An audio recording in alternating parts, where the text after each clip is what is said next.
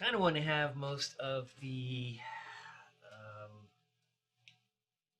combat weapons and magic kind of not really have like one that's better than the other. Uh, Slight differences in the mechanics, but as far as like end result on damage, I want it to be pretty close.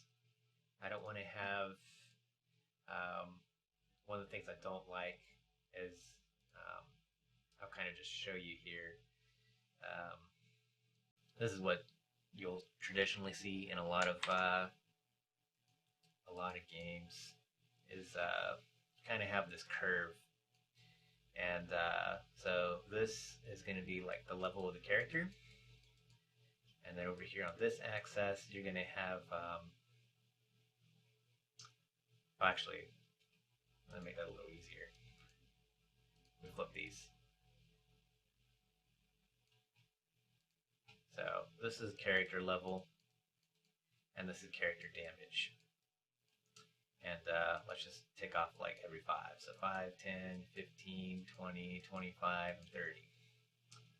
So you got 30 over here, 20, 10, and then you got your damage, which is going to go up.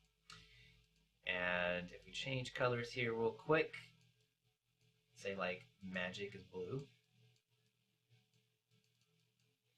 So magic users, what tends to happen with these guys is you guys all like, oh yeah, let's play some games together, and then everyone starts off, and you will just kind of take like your typical 3. So magic guy gets in there, and everyone's laughing at him. It's like, dude, you suck, and definitely feels like he can't pull his own weight. So his curve kind of looks something like this. It's really crappy, and then he starts to get actually, this is probably, I could probably draw this a little better. That's a little harsh. A little too harsh there. Kind of give him a slightly different curve. So yeah, he comes out, and then he starts going up, and then he kind of gets like a super huge increase near the end. So usually when you start seeing stuff like Fireball, which typically happens like right around 5th, there's a nice little jump there. But yeah, you typically get like this kind of curve. Then your melee character comes in. We'll just make them red because they're, let's just think like lots of blood. They're more linear. They come in and they just instantly just start taking off, and they get this nice curve like this.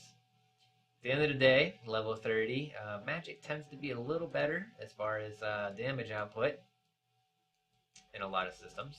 Oops, that did not change my color. So they kind of go way up here. But melee is kind of like your consistent, not really even a curve, it's pretty much like straight linear. And then even like archery tends to fall in the same category as like a melee user. So I kind of want to avoid this whole like power band situation, because a lot of times you guys all get together and you play, and a lot of times with campaigns, what ends up happening is that you don't really get into this. I mean, you pretty much, this is where the majority of your game is played, all in this section right here. Usually your group splits or something happens real life, or people stop showing up to your games, and then no one's really playing anywhere in here unless you started out your campaign. You're like, hey, let's roll up level 10 characters, and then you start from here. But yeah, and I don't know if it's people getting like disenchanted with their character class, or what might happen to kind of have this effect here. But it always kind of sucks at the table when you have your group of people, and you got people who are they roll up like a wizard or a sorcerer or something like that, and then right out the gate they're already screwed over, and they're not keeping up with their peers in the beginning here, and so they feel a certain way about this. And it's not a positive one.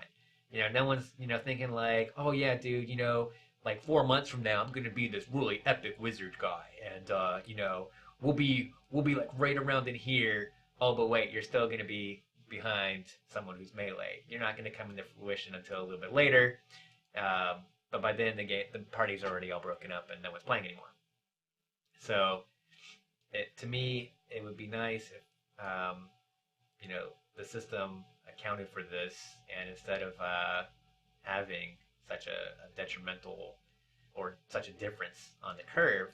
It instead allowed for everyone to pretty much be along the line here, this nice linear line, but go about things a little bit differently um, as far as this whole power curve. I think we can keep damage pretty on par for everybody, but just give everyone different ways to go about doing their damage. So magic users are going to be fighting against reality.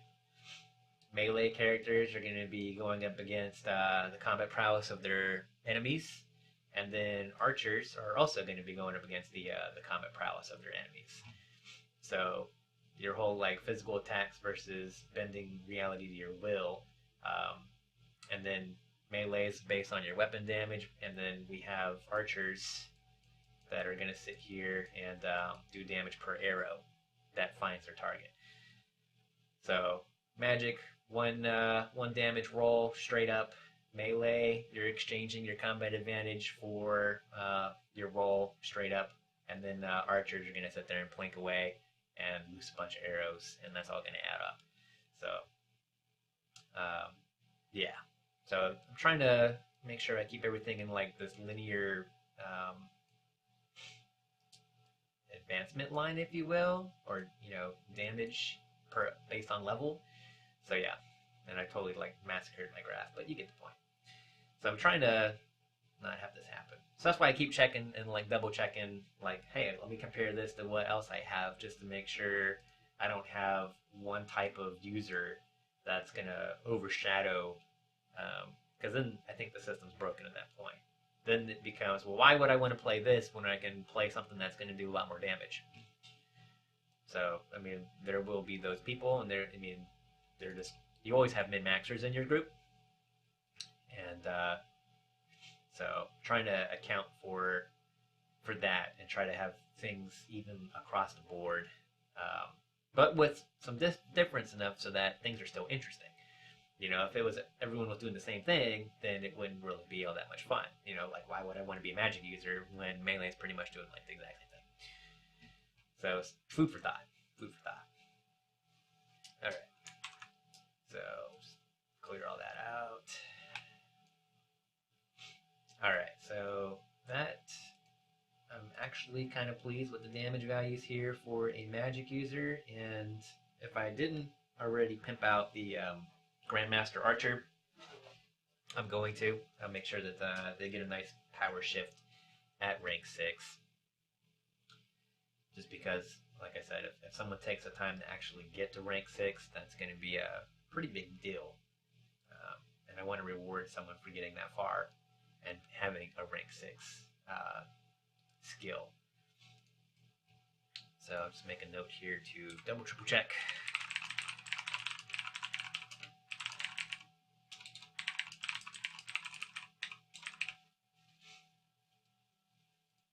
All right. So I think I'm going to tackle this critical one next, because I think that's going to be kind of interesting. Let's see, damage values from magic. So we worked out the ranks here. We're going to give this a whirl. And I need to save that too.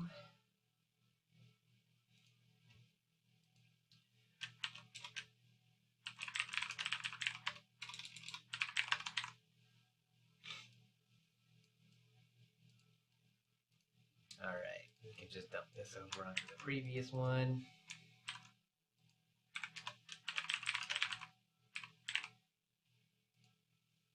Magical damage based on rank. All right, so let's talk about critical success and failures, and even if I want to have them in the system. So for those of you that are watching the stream, I know I've been doing a lot of talking, but for those that weren't here in the beginning of the stream, feel free to interject with your comments. I do like hearing what other people have to say. I mean, obviously it's my system, but don't think that I'm not open to hearing what you might think. So if you've got some tabletop experience, or even if you don't, feel free to chime in and kind of weigh in with what you might think about some of this. So let's talk a little bit about critical success and critical failure. What are they? What they add to the gameplay dynamic, and whether or not I want to have this in my system. And if I do want to have it in the system, why would I want to have it in my system? And what's it going to do for me and my players? That sort of thing. So let's just take a quick thing here. So what are they? So I follow my little roadmap here. What are they? Why have them? / gameplay dynamic. Do I want? And how do I do it, if I do? Alright, so critical successes and critical failures. So a lot of systems have where usually it's based on your probability event. You know, you have a skill or you're in combat, and the opportunity arises where you're actually going to use that weapon, or you're going to try to roll a skill. Let's say you got busted by the captain of the guard, and you, instead of going along with things and just going to prison and serving your time, you decide that you're going to try to bribe the guard. And this is the captain of the guard, mind you. You're going to try and bribe him and see if he'll just let you go if you, give him X amount of gold. Because, guards got to make money too, right? And, he might not make all that much. So you're going to try and bribe him. So what could happen? In the event of a critical success, you would go through your probability event, and if you maxed it out, traditionally it's always like a max value, then you would critically succeed, and the storyteller would have to tell like a extravagant description of what happens, because not only did you succeed in bribing the guard, but you like mega succeeded in bribing the guard. So maybe he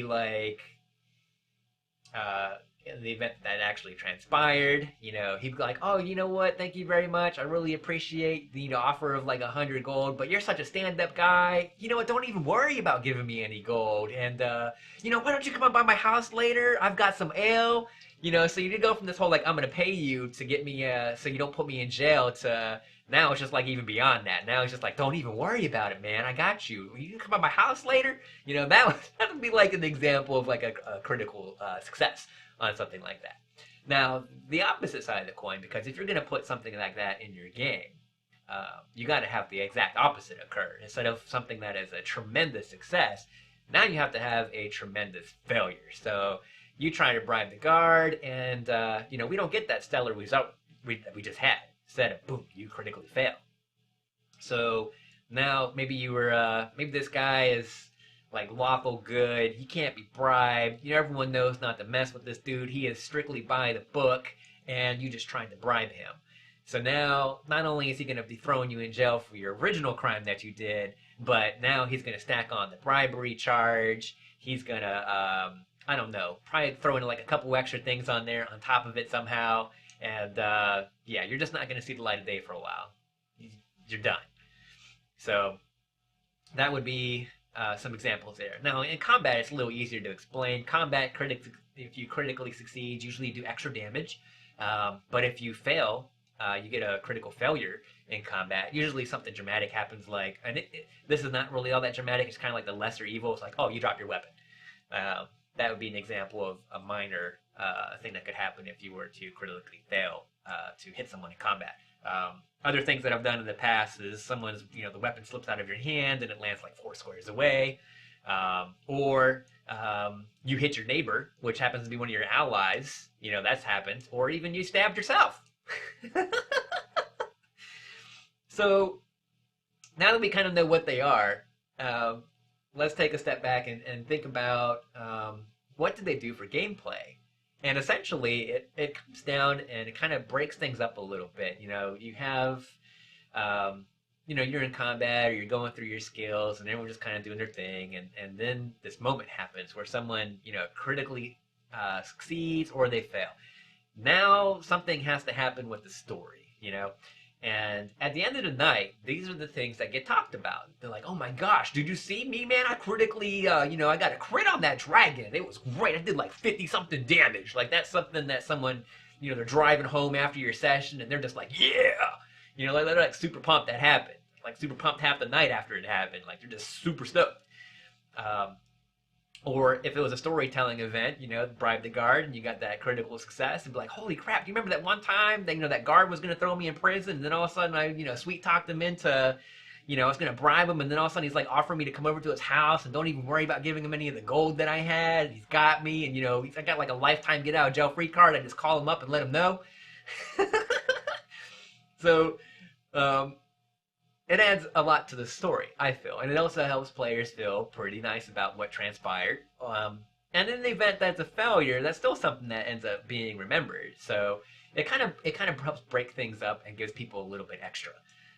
So with that said, is this something that I want in my game, right? Now, I think I do. I'm pretty sure that I do want it in my game just because it adds a little bit of the flair for the dramatic. And it's always fun to try and paint a story as to what just happened, when someone managed to get that critical, whether it's a good critical or a bad critical.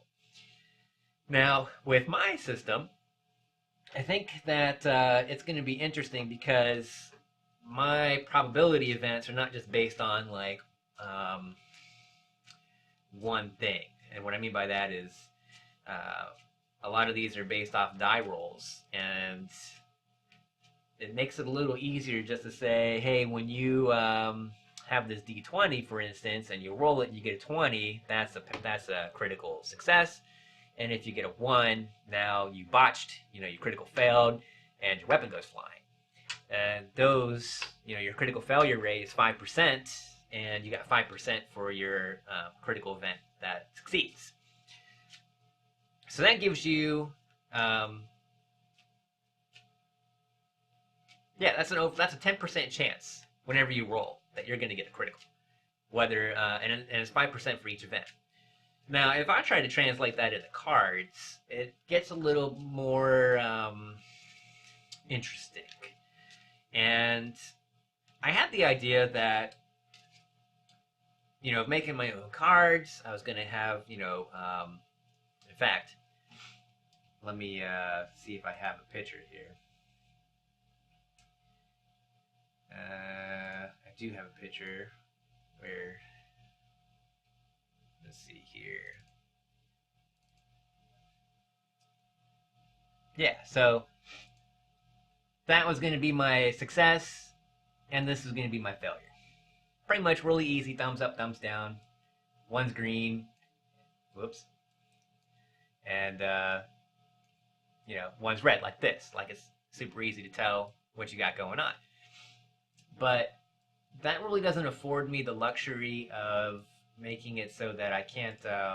It limits me in my cards if I want to try and do something a little different.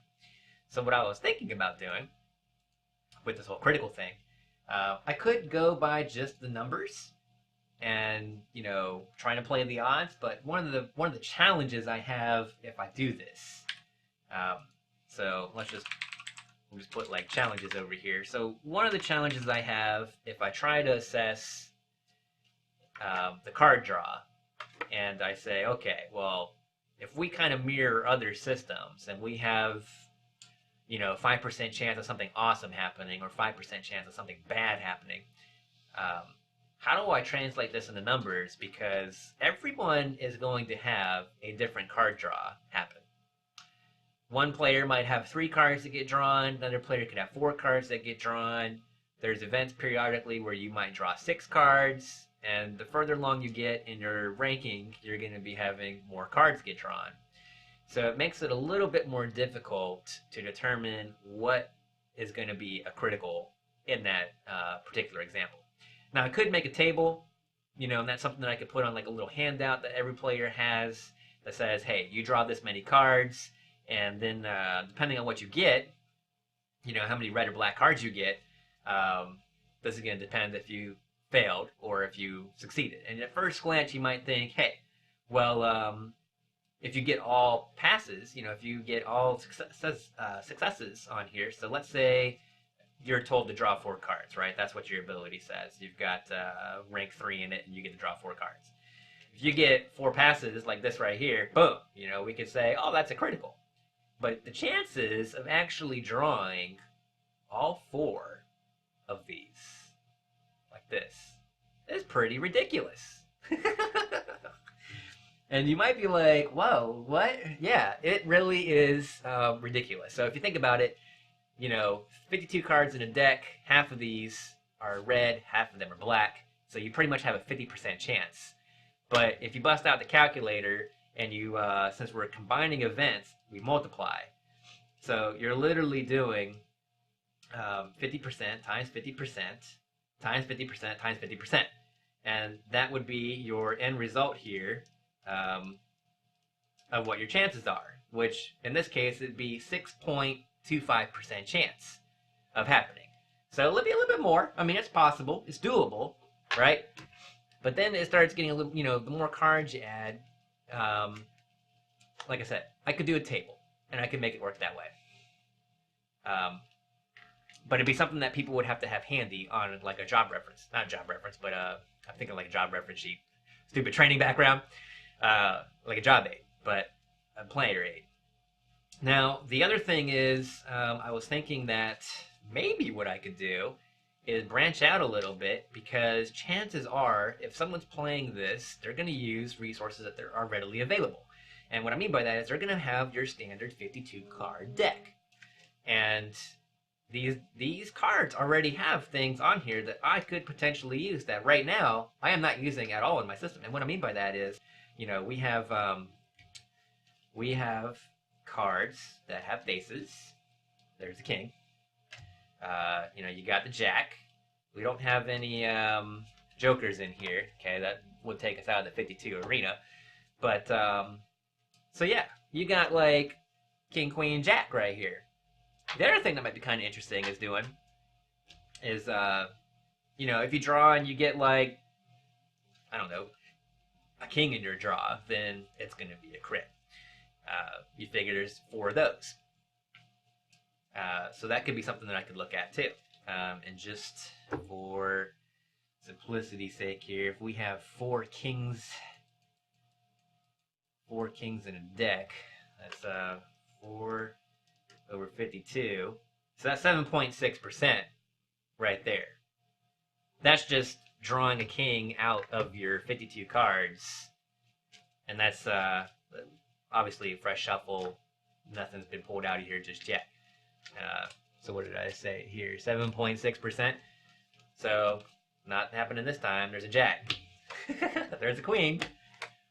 But I would have to go through here a little bit before I pulled out a king. The other thing that I could do is I could maybe increase the chances a little bit. I could always throw in another face card.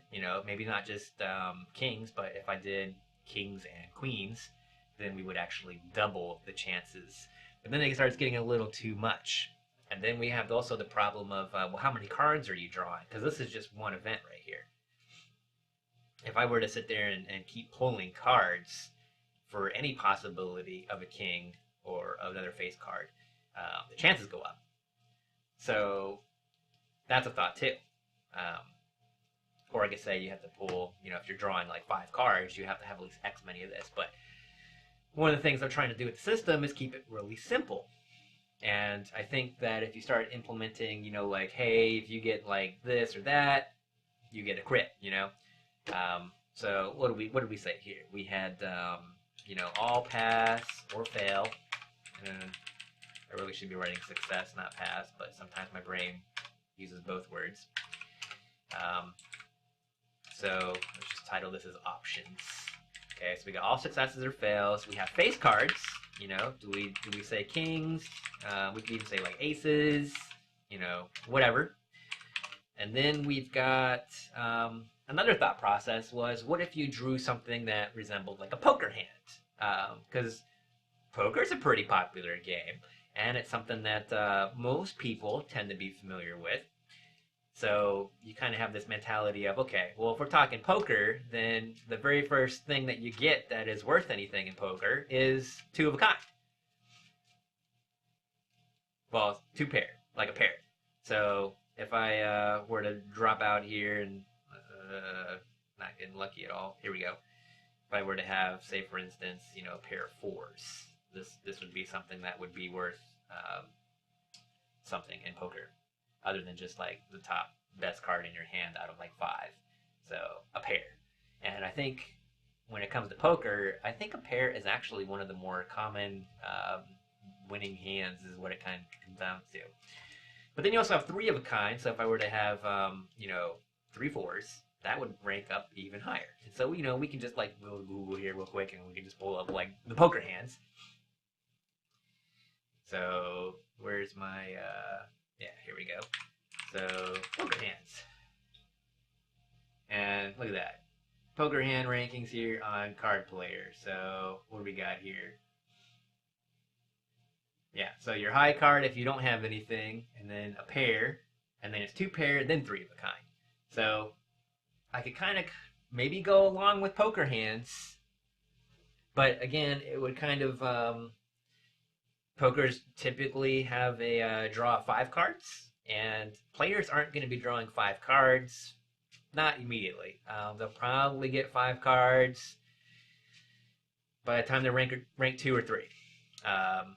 Definitely, I think by three. So not early level by any means. Maybe like, I don't know, level 5, 6, 7. So they'll get it, but it's not going to be right at the beginning of the game. So we got poker hands that we could try to do. But again, these are based off of drawing five cards. And then there's the what are the chances of drawing a poker hand? So someone's probably already done the math on this. Oh look, poker hand odds. I love freaking Google. So here we go. Poker probability. See, I love this being a here we go. Frequency of 5-card poker hands. So let's just full screen this here. All right. So let me get my table headings here. So we've got distinct hands, and then we got frequency. Here we go, probability. This is what I'm looking for. Or we even have odds over here. So they kind of break it down a little bit further. So yeah, in order for someone to actually bust out a pair, the probability of that is 42%. So that's a little too high. And like I said, you'd have to draw a 5. But here, 2 pair is 4.7%. That's a little bit more manageable, but again, how are we gonna, what is the opposite of 2 pairs as far as a success and a failure? So while I think poker hands is kind of a interesting concept, I don't think it's something that I can actually carry over to make it work. Which is kind of a shame, because when I had that thought pop up in my head, I was like, oh, that's actually kind of cool. But no, not gonna work. So that's not really going to help us out. So I don't know. I mean, all successes and failures, we could whip that one up real quick. We can run the odds and see what would happen, what we would need. That's the great thing about anything math related, is we can figure it out. Probably wouldn't take me very long to whip it up in Excel and just make a table. In fact, I've already got some in here.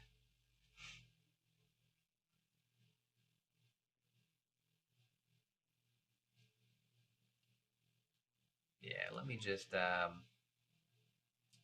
taking a look here. I'll have to figure that out and see what might work.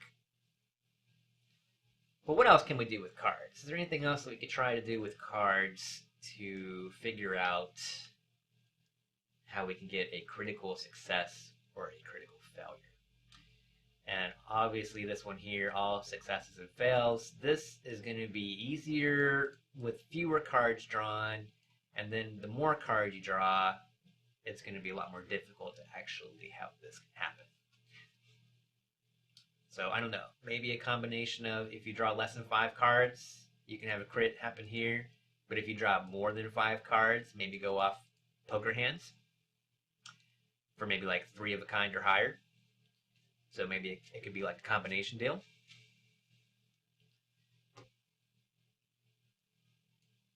So it won't work at lower card draw. And this won't work at higher card draws. So we kind of have this system right here. So maybe we could split, and early on you're looking at all successes and fails. And then when we get up to higher card draw, switch over to poker hands. And then maybe for the poker hands, we could use the colors on the cards. So if you were to make 3 of a kind, but you did 3 of a kind with 2 reds and a black, that would be a failure because you have 2 reds and 1 black. So then we wouldn't really need to have this opposite or opposing mechanic here because we could just use the card colors that someone has drawn to make their poker hand. Whereas this option here, it solely depends on the actual colors of the cards for the success and fail rates. And face cards still is kind of interesting as well, but again, that is going to be easier the more cards you draw. I'm trying to think what else we might be able to do here. Maybe we could look at suites. Or sorry, not suites, suits. We could look at suits. We got 4 suits in this game, or in a deck of cards, and that's 13 out of 52 for each card. So we would need to put all that together and see what that would be. So let's just see what happens here if we've got 13 cards.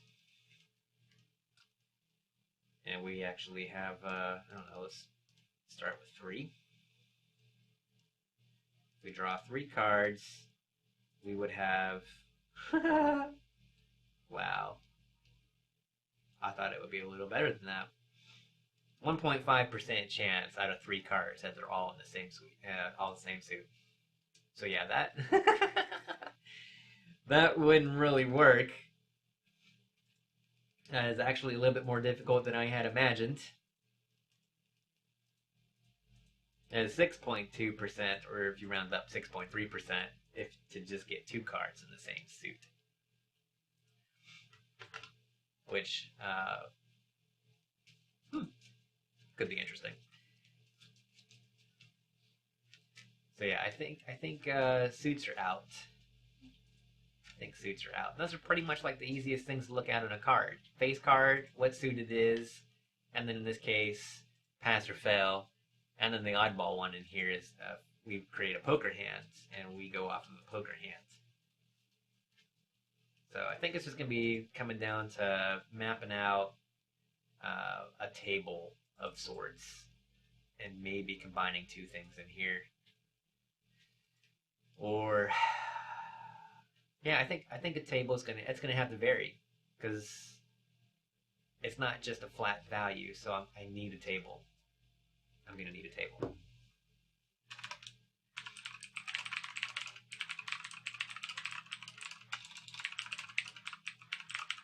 So we're just gonna take a look at how many cards are you drawing, and then look at the pass or fail rate for what we're going for. You know, that's the 5 to 10%, and then is it going to be a critical pass or a critical failure? So that's definitely a challenging element, I think, to figure this out as far as what's going to work best for the system and what won't slow people down and what's going to be easily recognizable, so someone doesn't overlook it when they're in the heat of the moment just drawing cards. Although generally, if you tell people what is going to make them do like double damage, they're gonna be looking. People typically don't miss that one, so it kind of works out. All right, I'm kind of interested in seeing how this is going to pan out. Give me a moment here, and let's see if we can't figure this out. So if we're let's see how many cards we're gonna draw. I guess we'll do this for like 6 cards, 6 cards that we're drawing, and obviously I don't really want to do a crit with just 1 card because that's a 50% chance right there. Yeah.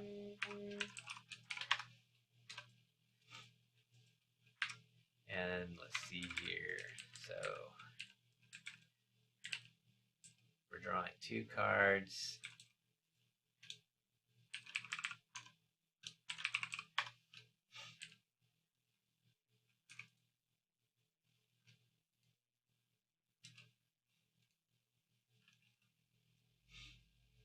all successes or failures.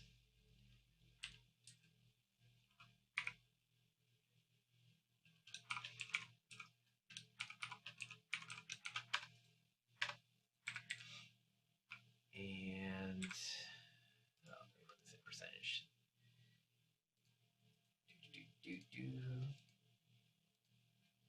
So yeah, we just draw one and we're looking at a success or fail, which we're not going to do that because there's just one card. It's 50% chance. And then if we're looking at two cards, then you're down to a quarter. It's 25% chance that both of your cards are red, both of your cards are black.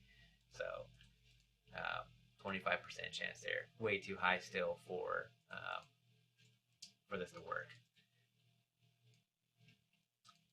And let's see if we're looking at. So this is just going to keep dropping down by 50% each time we go and look at this. So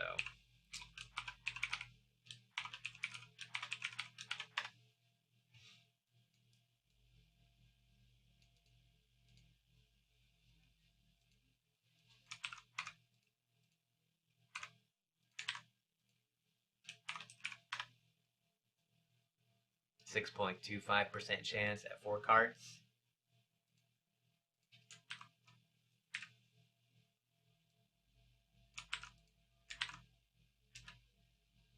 And then a 3.1% chance when we get to 5 cards. And then the last one here.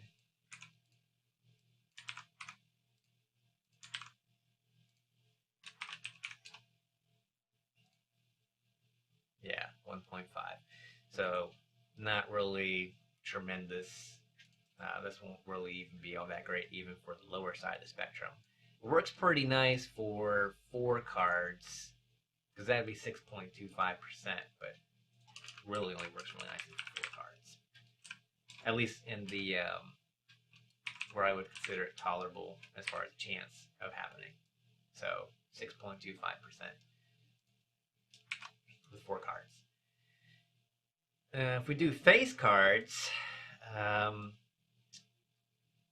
so we can do any number of things there, depending on what we're looking for. And again, that was that probability of that happening. Let me not use a dark blue. So that one was 13 out of 52. Oh wait, I'm sorry. I'm thinking of sweets. Why do we keep saying sweets and suits?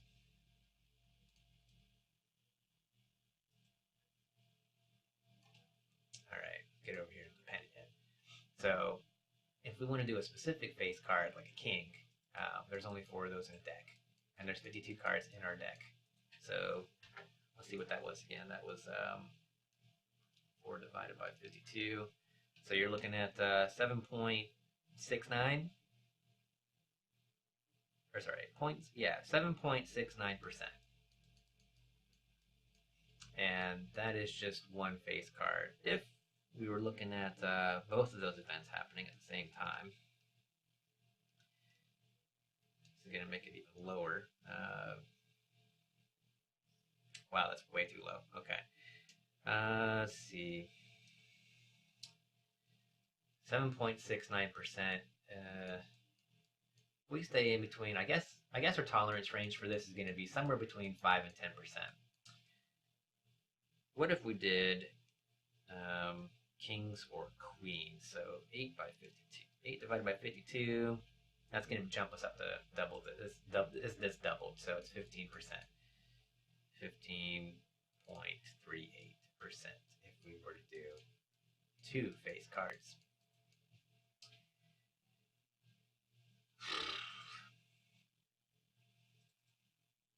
Let's see. I don't. This is too high. This is kind of interesting. So that'd be 7.69, a little bit higher than that. And you would have, because you're going to use every card in your deck before you get to shuffle it again. So here we got that controlled probability aspect happening. So you would end up with, every cycle through of your deck, you're going to be met with 2 successes and 2 failures. every time you go through your deck, if kings are used to determine um, this, and that's pretty much going to be a guaranteed thing every time. Where they could pop up at, you never know. So that that would make it really interesting. I really am not sure how. I mean, we have the percentages here, but how frequently do critical things actually occur? And with them being kind of rare, I mean, this is like, I don't know if I like them attached to a face card.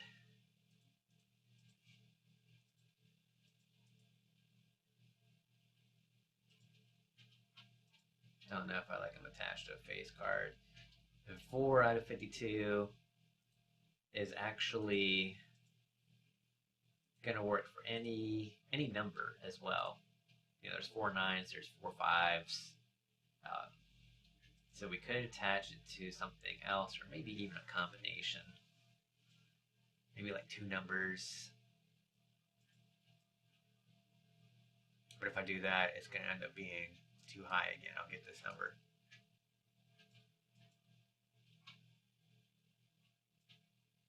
And if we try a suite suit. If we try a particular suit, there's 13 cards in a suit. I should remember what this was because I just did it a moment ago, but I don't. Okay, that's 25%. So this is 25%. Too high of a number, but if we combine it with something else, it might work out pretty decently. Maybe if we say a particular suit with a face card, like a king. So then we'd have 13 over 52 times, I probably should just use the dot, but if we say kings, then pulling these in this at the same time is what? So let's see here. 4 over 52. So this gives me 1.9% chance, which is too low. But it would make for an interesting combination. Question is, would someone actually recognize it? You know, you could say like the King of Diamonds. Ooh. 1.9 and 1.9 would be 3.8%. So I could have a smaller critical chance. You know, you could say the King of Clubs is your critical success, and the King of Diamonds is your critical failure. And those two together would give me a 3.8% chance of crit, which the other tabletops I'm more familiar with, you know, as I said, that they would have a 10% chance overall, but it's 5% for each event, the critical fail or the critical success. This would be a lot less. But the other thing that we got to worry about is that it's already in the deck. It's coming up at some point. The question is when. So this is an interesting spin on the whole controlled probability thing because it's in the deck. It's just a matter of when are you going to pull it. Because this is assuming randomness, like just pulling off the deck. What do you get? So this was suit, and this was face card. So yeah, if I have, you know, King Diamonds, and I have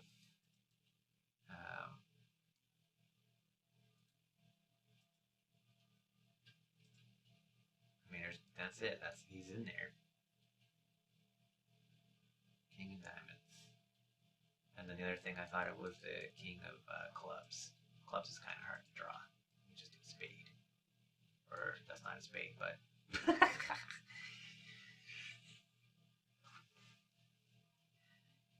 so at some point during your play of drawing through 52 cards, which if we're drawing, you know, later on like 6 and 7 cards off the top, you would work through your deck pretty quick. You would work, let's say on a 6 card draw, it would take you 8.6. So you would have to go nine events where you were doing something, attacking or trying skills or something. That might be too frequent. So I don't know if I can just attach this to a particular card. I'm gonna have to do like a combination of random cards together in your draw. You know, like the poker hands, because you have all those cards in your deck, but do they all come up at the same time? And it doesn't. So I can't. I don't want to. You know, after seeing this, I don't think I want to link this to a particular card. Because if I try to look at a suit and a face, or a particular number and a suit, or even just a number or a suit or whatever, it's going to come up every time. And then that kind of loses that whole randomness aspect of it over time, because everyone's going to repeatedly get a failure and a success every time. So I don't think I want that. This has been very interesting.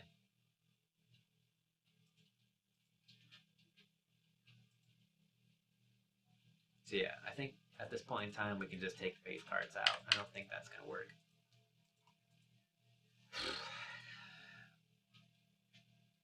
Wonder if we did like all evens or all odds. That's something we can look at. If I don't want to do suits or faces, we can look at combinations. What combinations can we make? We can do, you know, like I was saying about poker hands, but are we going to get enough? So maybe we look at evens and odds. You know, all evens or all odds. And you can say evens are a critical success and odds are a critical failure.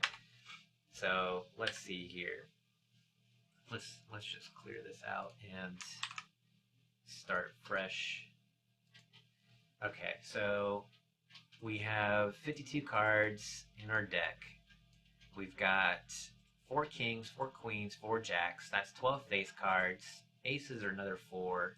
So 16 cards are aces, kings, queens, and jacks. We don't want any of that. So we're going to have to look at 52 minus 16. So we're looking at 36 remaining cards. So now my pool is 36. And again, we're going to have a 50% chance that one of these ends up being even or odd. So half of 36 is, what am I looking at here? 18? 18. Yeah, so 18 over 36 gives me a 50% chance that I pull either an even card or an odd card in one pool, one card draw, one draw. So now we're going to have to, we're just going to run in the same statistics we were looking at earlier when we were, it's going to go 50 and then 25, and then we run into the same thing I was documenting over on the side. So it goes 50, 25, and then 12.5, and it's always cut in half every time. So then you're looking at 6.25, and then 3.1. Well, it goes up to 3 for rounding. Yeah, so that's what, 1 card, 2 card, 3, 4. This is 5 cards. If we go up to 6, it's going to be even worse. This is 1.56.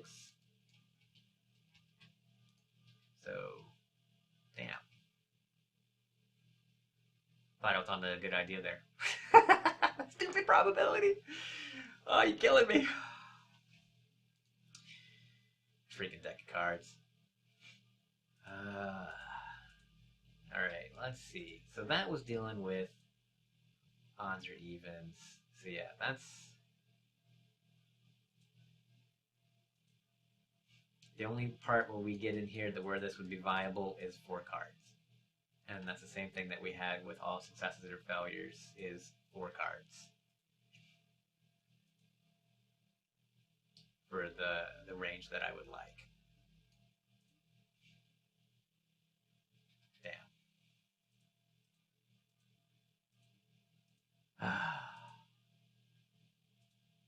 Okay, so evens and odds won't work either. Alright, so we're finding out what doesn't work. So, what doesn't work? Okay, so evens and odds.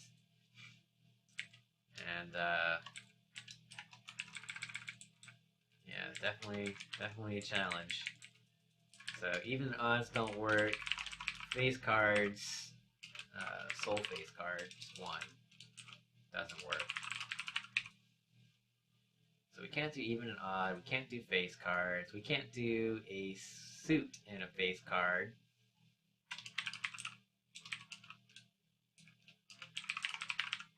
Because it's always going to repeat itself. So I need a random pattern to happen. Random pattern, not just oxymoron. I need a random event to happen with deck cards that gives me between 5 and 10% that you can figure it out. There's got to be something. What we got in here? Yeah, the 4 suits. We've got all the numbers. We've got aces, which are going to be just like face cards. Yeah, trying to do like poker hands. 2 of a kind, 3 of a kind, 3 of a kind. What's the chances of 3 of a kind? That was already on my browser. What was the math there? 3 of a kind is 2.87% chance, which is actually, I don't need to be looking at cumulative probability. 2%. 2 pair, but again, we're running up into where we need to have 5 cards drawn. So I need something that handles better for that scales, whether it's like 3 cards or 6 cards or 7 cards. Table probability based on X cards drawn, 5 to 10%, and allows for card draw scaling of at least 2, maybe 3, and up.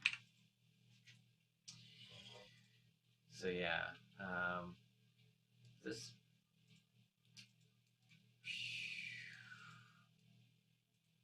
is rough. Everything's like, I need at least 4 or 5 cards. So I would like to have this in my game. I don't know if I'm going to be able to feasibly come up with a mechanic that allows for it to exist in my game.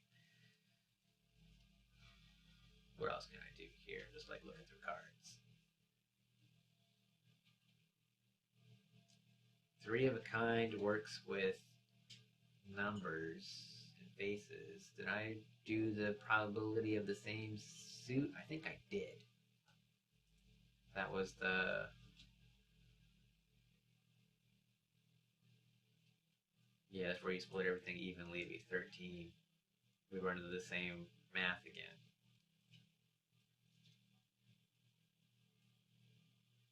Or do we?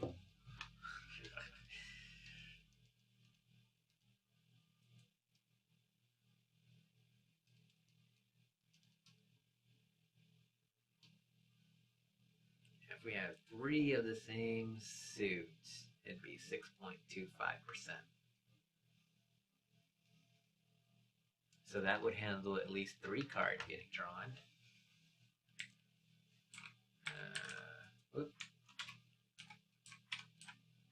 So 3 same suits, 6.25.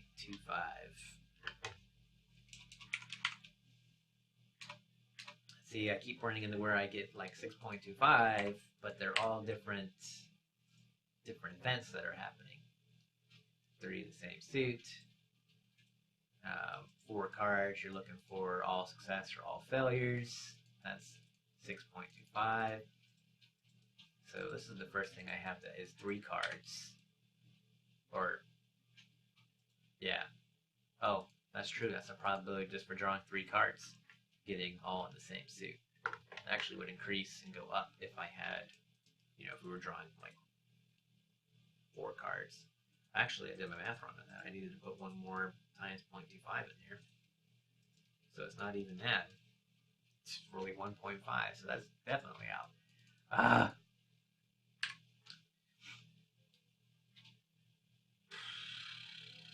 2 of the same. So 2 cards being the exact same suit is 6. So that would give me, okay.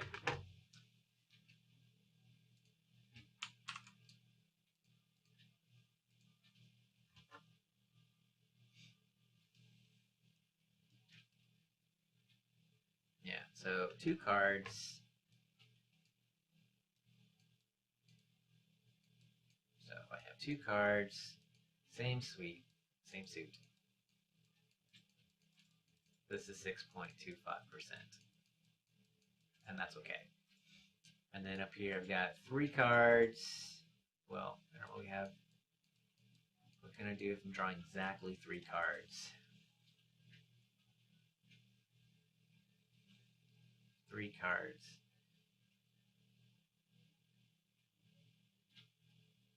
Can't be all successes or fails.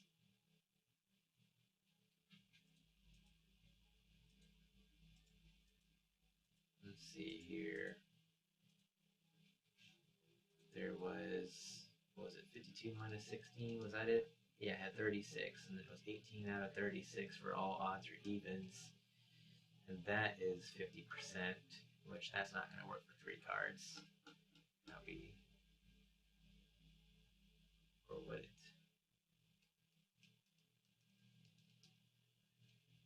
No. That's 12.5%. I would have to have 4 cards. So all successes and fails, or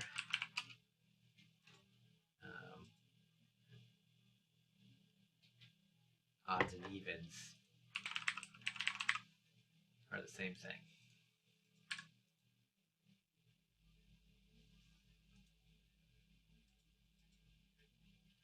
If I draw 3 cards and we're looking at a base card in there,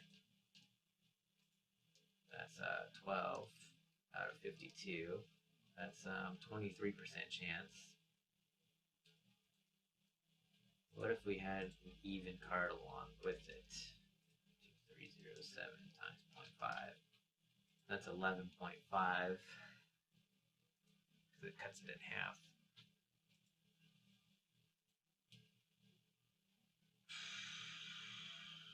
Can't find a good 3-card combo.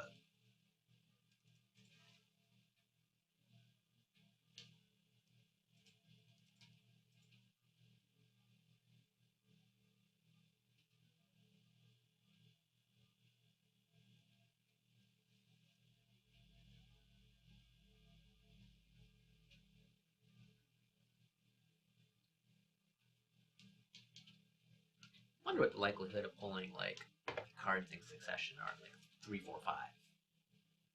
It's probably very narrow. I'd have to calculate that out. I'm pretty sure that's going to be very narrow, very small. Dang it, man. I might have to table this one and try and figure this out later. This is ridiculous.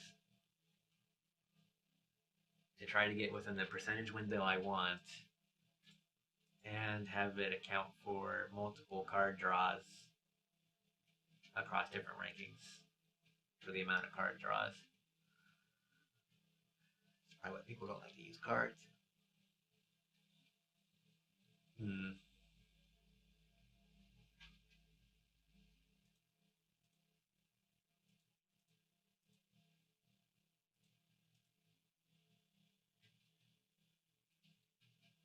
Yeah, I'm just gonna have to I'll just take my notes here. We're just gonna drop that in my brainstorming document and chew on that a little later.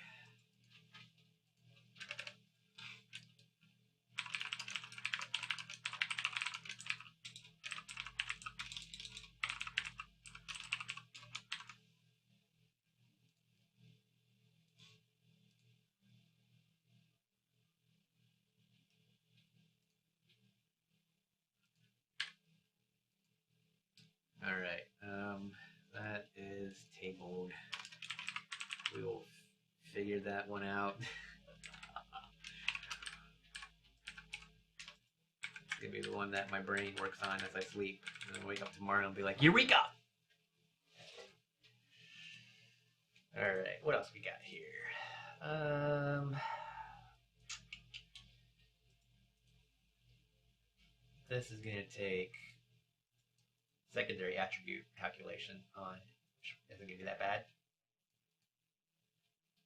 I also need to figure out how much mana I want to give characters that are able to use magic. So this is all going to tie into secondary attributes for that. Let's see. I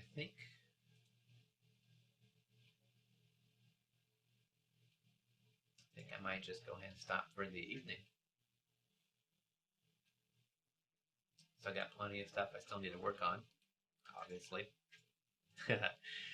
System isn't going anywhere very quickly, but as long as I keep making progress, that's the important thing. This is better than just sitting on the shelf collecting dust, like it has been for a good while. And it's time. I need to play my system, man. I want to play it. Alright. Yeah. So I think I'll go ahead and stop working on Imagine at this time. There'll probably be some future streams with it. It's definitely a lot different. It's not playing video games. We kind of get interesting riddles and puzzles, as we've noticed here, with a lot of arithmetic. But that's just kind of how this stuff all goes, because you got to have a basis of something. And if it's not numbers in the game, then everything's just going to be like willy-nilly from the hip. And I don't really think that's fair. So yeah, but at least something that doesn't make any sense. There's no like arbitrary rules, if you will, or concrete rules. So yeah, for those of you that stuck around during this time, I appreciate you, and hopefully you weren't too bored with this. I know it probably got a little interesting when we started talking about poker and probability in there. And, you know, these are things that you can take with you if you ever go to Vegas. Like, hey, what's the chance when I'm playing blackjack I'm going to pull the card I need? You can sit there and figure it out. And the more you do it, of course, they're not going to let you waltz in there with a calculator, but if you can get familiar, you know, like seeing a lot of the same numbers come up, like 13 out of 52 and 30 or 18 out of 36 and some of the other things like this, you can get kind of crafty with it. So, I mean, probability it's in a lot of places, and you know, if you go get the lottery ticket or whatever, you can sit there and you can beat your odds, although they print that on the ticket for you. But yeah, so what day is today? It's Friday, so I'll be back Saturday. I'm not really sure what I want to stream tomorrow. I know it's been a little while since I've streamed Empyrean. I might stream Empyrean tomorrow, get back in the groove. I was playing a little earlier today. I'll probably do like a base showcase because I haven't been around to see what everyone else has been up to.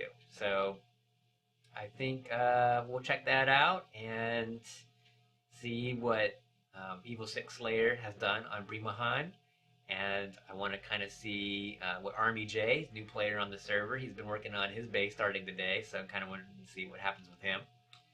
And Bloops, of course, has his base on Mukint, so hopefully he's been working on that, and I think he's been putting in some capital vessels, not positive.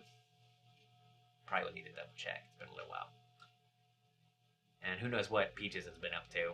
I haven't really been talking to Peaches about Empyrean here lately, but knowing him, he probably added some more planets, and they did add the Barren Metal planet, which is kind of neat as well. So, yeah, I think Empyrean might be pretty good for tomorrow. We'll just kind of see how I'm feeling. If I want to tackle more Imagine, I kind of like the idea of doing this on the stream in like little bits and pieces here and there, because, hey, I'm working on it anyway, right?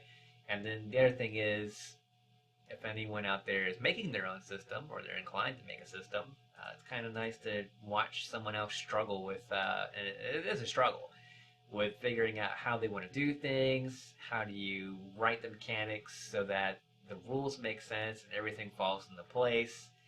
So it is definitely an undertaking. I wouldn't say it's easy by any means, but it is definitely one of those things that can be fun in its own right, even though it may not be easy. And granted, some things are easier than others in this too. You know, working on the math and the probability, and it's kind of like so-so. But when you get to things like, hey, I have this interesting race, I want people to play vampires in my game. What are vampires like in my world? That tends to be a little bit more fun when you get to kind of create creatures and say what they do and what their attacks are and how they're going to kill how they're going to kill the player characters playing your game. So there's definitely a different fun scale involved there.